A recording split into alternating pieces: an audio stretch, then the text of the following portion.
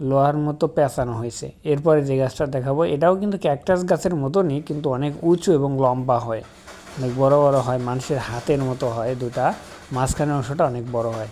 এরপরে যে গাছটা দেখাবো এটা হচ্ছে আলাদা আলাদাভাবে একদম রাউন্ড ফিগার দেওয়া হয়েছে।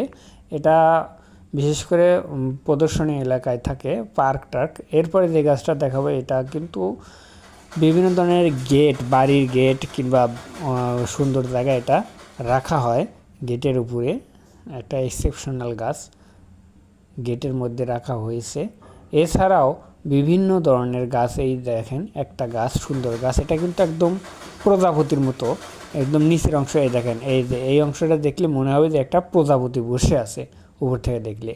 এরপরে এই গাছটা দেখেন একদম আমাদের এলাকার তাল গাছের পাতার মতো, কিন্তু এর শেপটা কিন্তু একদম পাখার মতো। গ্রামে গঞ্জে যে হাত পাখা বানানো